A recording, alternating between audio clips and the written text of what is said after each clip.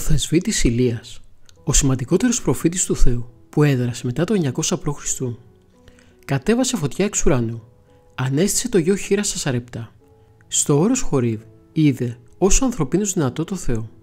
Έσχισε τον Ιορδάνη και ανελήφθη με πύρινη άμαξα, ενώ στη μεταμόρφωση του Κυρίου στάθηκε δίπλα του.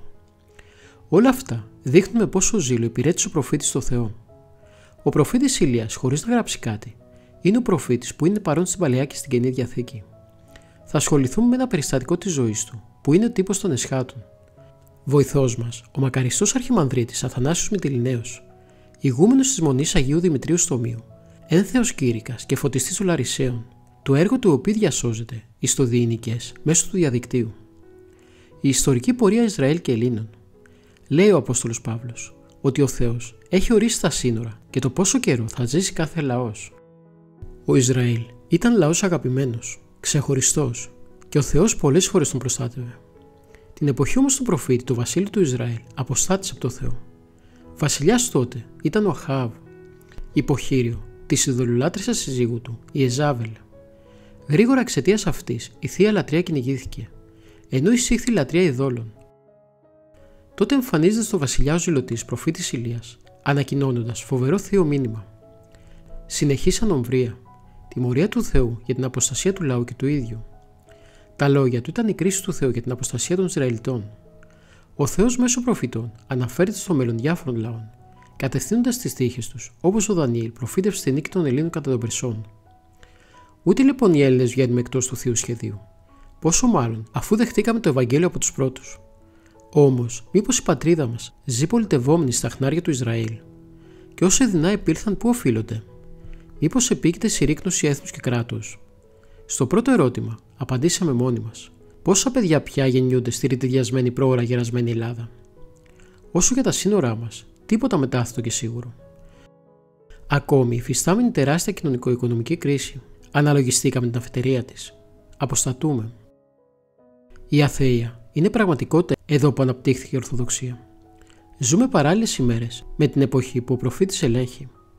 Θα αντιληφθούμε εμείς ότι οι ημέρες είναι κρίσιμες για το λαό μας και την οικουμένη. Από τη στιγμή που εξτόμησε αυτά ο προφήτης, άρχισε η περιπέτεια του Ισραήλ, που οδήγησε στην κατάλυσή του από τους Ασσυρίους. Τα λόγια του προφήτη ηχούν ίσως περίεργα σήμερα. Γυναίκες, φοράτε τα ωραία φορέματά σας, με τις χρυσές ζώνες και τα χρυσοκεντημένα μεταξωτά σας. Σχοινή θα μπει στη μέση σας και θα συρθείτε ξυπόλυτες στη γη της αχμαλωσίας. Ο Αχάβ, έκπληκτος με ό,τι άκουσε, δεν αντέδρασε και ο προφήτης εξαφανίστηκε. Τότε ο Αχάβ άρχισε την καταδίωξή του. Ο Θεός προστάτευσε τον προφήτη του από τον Αχάβ και από τον λοιμό που ακολούθησε, λέγοντάς του: «Κρύβηθη εν το χυμάρο χωράθ, και τη κόραξεν εντελούμε διατρέφυνσε». Δηλαδή ο Θεός θα φρόντιζε και για την τροφή του, την οποία θα την έφεραν κοράκια. Όμως η εντολή του Θεού να κρυφτεί ο προφήτης του αφορά και στο λαό του Θεού, την περίοδο των Εσχάτων. Και αυτό διότι ο προφήτης αποτελεί τύπο των Εσχάτων. Ιστορικός τύπος είναι τα περιστατικά της Παλιάς Διαθήκης, που ως σκιά προτυπώνουν την περίοδο του Ευαγγελίου και των Εσχάτων. Έτσι, το πέρασμα από την Αίγυπτο στη Χαναάν είναι τύπος της Ανάστασης του Κυρίου. Εδώ το γεγονός που συνέβη ανάμεσα στον προφήτη και τον Αχάβ είναι γεγονός και ιστορικός τύπος των Εσχάτων, διότι ο Αχάβ είναι τύπος του Αντίχριστου. Ο Ηλίας, που δεν πέθανε μα ανελήφθη, θα είναι παρόν, επανερχόμενος στις μέρες του Αντιχρίστου. Θα ελέγξει τον Αντίχριστο όπως τον Αχάβ. 3,5 χρόνια νομβρία επέφερε ο προφήτης στον Αχάβ. 3,5 χρόνια θα επιφέρει και στον Αντίχριστο. Ο προφήτης αποτελεί ιστορικό αντίτυπο τότε, αλλά και ιστορικό πρωτότυπο στα έσχατα. Η Αποκάλυψη γράφει: «Θα δώσω, λέει ο Χριστός, στους δύο μάρτυρές μου. Ο ένας είναι ο προφήτης Ηλίας και θα προφητεύσουν. Η διάρκεια της προφητείας τους 1260 μέρες, όση και ανομβρία της εποχής Αχάβ». Το ίδιο φαινόμενο από το ίδιο πρόσωπο. Έτσι, αυτοί θα έχουν εξουσία να κλείσουν τον ουρανό, για να μην πέσει βροχή κατά τις ημέρες της προφητείας τους. Στη συνέχεια ο Αντίχριστος, μη ανεχόμενος ελέγχους, θα τους φωνεύσει, αφήνοντας τα σώματά τους άταφα στην πλατεία της Ιερουσαλήμ. Το θάνατο των προφητών θα τον δουν γλώσσες, φυλές, έθνη και λαοί. Πράγμα αδύνατο την εποχή συγγραφής της Αποκάλυψης. Αλλά σήμερα τόσο εύκολο. Τηλεόραση, διαδίκτυο. Η Αποκάλυψη προσθέτει ότι στα 3,5 χρόνια της αντίχρηστης κυριαρχίας οι πιστοί πρέπει να αποκρύβουν μικρών όσων, όπως ο Ηλίας στα χρόνια του Αχάβ, για να γλιτώσει το θάνατο και να αποφύγει τις επιδράσεις της κυριαρχίας του. Σήμερα, χωρίς διωγμούς, απομακρύνθηκε ο ελληνισμός από την Εκκλησία, χάρη στην εκοσμίκευση και την ευμάρεια. Πού να έρθει και ο Αντίχριστος και να επιβάλλει πείνα και οικονομικό απροκλεισμό, τι θα γίνει? Ο πιστός λαός θα κρυφτεί στην έρημο, όπως ο προφήτης, και περιστοιχίζονται σε αυτόν. Αυτοί τότε και η Εκκλησία στα έσχατα καταφεύγουν στην έρημο και κρύβονται. Και η αποκάλυψη συνεχίζει. Ο Αντίχριστος, πίσω από τον οποίο είναι ο διάβολος, θα διώξει την καταφεύγουσα στην έρημο Εκκλησία και θα βγάλει νερό από το στόμα του για να την πνίξει. Το νερό είναι τα διάφορα φιλοσοφικά συστήματα που θέλουν να πνίξουν το σύγχρονο χριστιανό.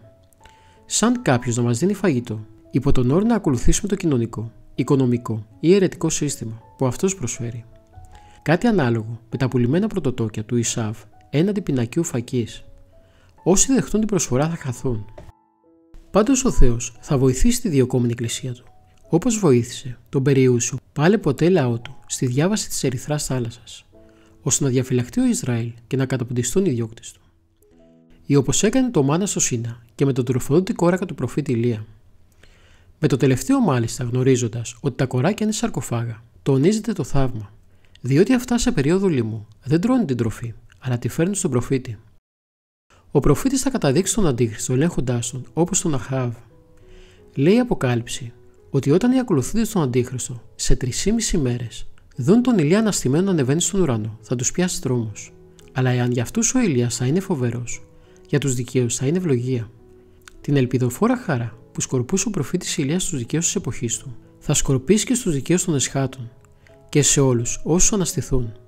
Διότι θα δουν τον προφήτη Ηλία και οι δίκαιοι που στη Δευτέρα παρουσία θα αναστηθούν, όπως ήταν οι 3 μαθητές στο Θαβόρ κατά τη μεταμόρφωση.